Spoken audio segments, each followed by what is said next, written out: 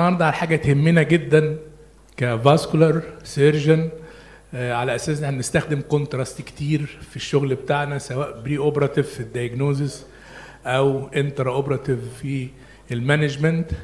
The renal cost of vascular imaging contemporary the contrast associated AKI acute kidney injury. اتفضل دكتور ايمن. شكرا جزيلا دكتور هشام، شاكر جدا على الدعوة الكريمة for this prestigious meeting. As Dr. Hisham mentioned that my topic today about the renal cost of vascular imaging on the kidney and the occurrence of AKI related to contrast.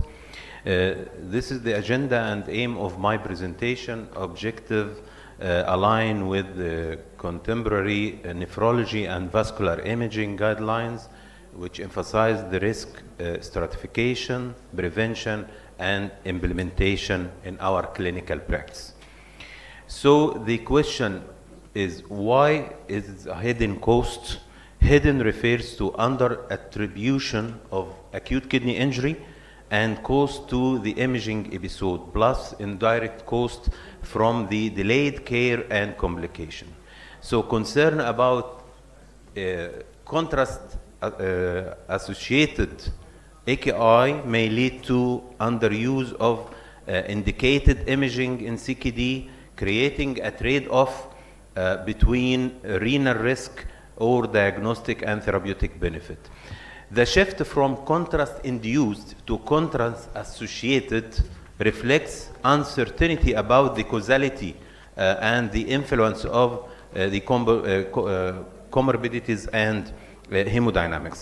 So definitions vary slightly across the different society. The KDIGO AKI framework are increasingly used now, the AKI criteria post contrast. Anyway, whatever the term, the typical definition is the rise of serum creatinine more than 0.3 milligram per deciliter within 48 hours after the procedure, or more than 50% within 7 days post-contrast in the absence of other causes. The overall incidence of peripheral vascular interventions, the overall incidence is about 7%. Incidence comes from the large BVI cohorts using contemporary practice better. So in high-risk CKD cohorts, reported rates vary depending on the baseline renal function, contrast volume, and the use of CO2 or iodinated agents. Association with mortality and complication persists after adjustment of baseline risk through confounding cannot be fully excluded. So AKI after BVI is linked to more cardiopulmonary events and higher 30-day mortality. This is highlighting its clinical importance beyond creatinine changes. Contrast-associated AKI is considered the third most common cause of hospital-acquired AKI and carries high direct costs. Cost estimates are from earlier but widely cited analysis. Real-world costs in 2026 are likely higher due to the inflation and increased resource use. Population-based data confirm substantially longer hospital stay and higher costs per admission with contrast-associated AKI better.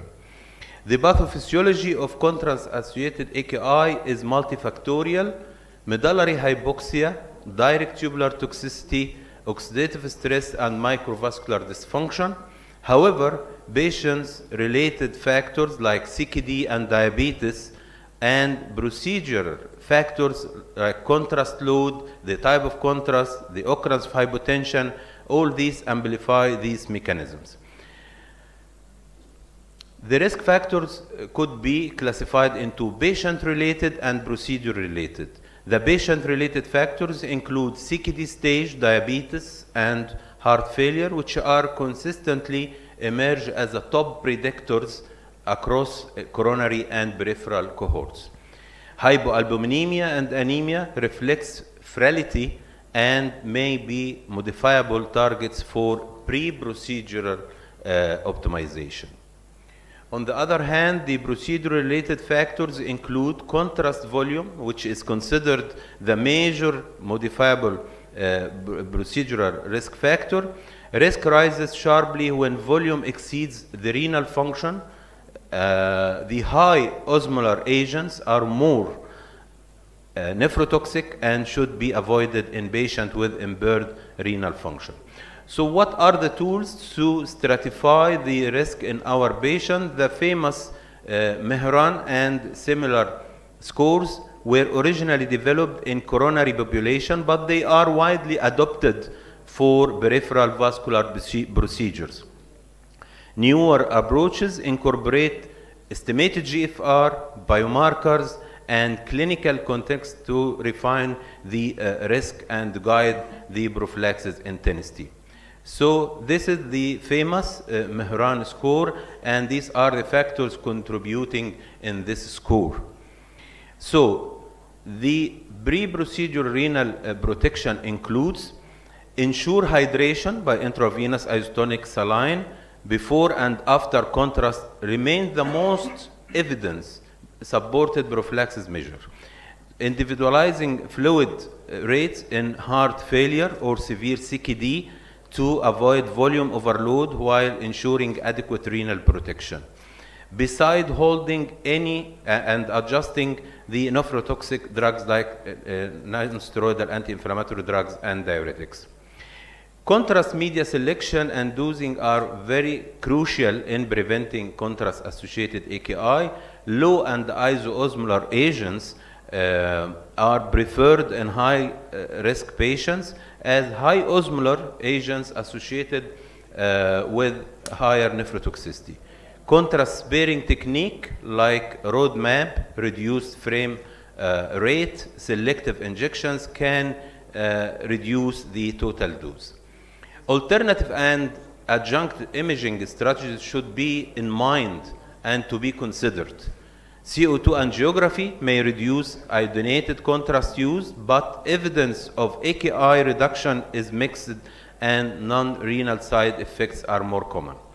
Also, the non-contrast modalities like ultrasound or non-contrast MRA should be considered when they can provide adequate diagnostic information. Regarding the intra and post procedural to protect the kidney, the measures, it is well proven that hemodynamic stability is critical. Even brief hypotension can participate in AKI. هو الحقيقة 7 minutes is very short, يعني يحتاج دقيقة. ممكن extend it 2 minutes. 2 minutes. Okay. So it's well proven that the hemodynamics stability is critical. Even brief hypotension can participate in AKI in susceptible kidney. So we should maintain adequate blood pressure and perfusion during and after the procedure. Monitoring creatinine at 48 to 72 hours helps to identify delayed AKI and guide further management. So what the latest guidelines tell us? Recent guidelines underscore terminology changes associated versus induced AKI, individualize the risk assessment and optimize prophylaxis bundles. Multi-component kidney protection strategies are increasingly recommended for high-risk procedure population. All the measures and the precautions are well addressed actually in this comprehensive recently published review this year. The most recent KDIGO guideline, just published in March 2026, stated that multi-component kidney protection strategies are increasingly recommended for high-risk procedural population and designed in this smart algorithm to follow in order to prevent the AKI. And please remember that we should always weigh the benefits versus the risks. So at the end, we can conclude by this practical protocol for peripheral vascular images. This protocol sensitizes current best practice adopted to local resources, nephrology input, and institutional policy. It is essentially emphasized that hydration and contrast minimization are the two most important and impactful universally applicable measures. The take-home message that contrast-associated AKI is frequent, serious, and costly complication of peripheral vascular imaging. The greatest risk lie in patients with CKD, diabetes, heart failure, and high contrast exposure. Prevention in the cornerstone is the cornerstone, risk stratification, hydration, contrast minimization, and careful agent selection.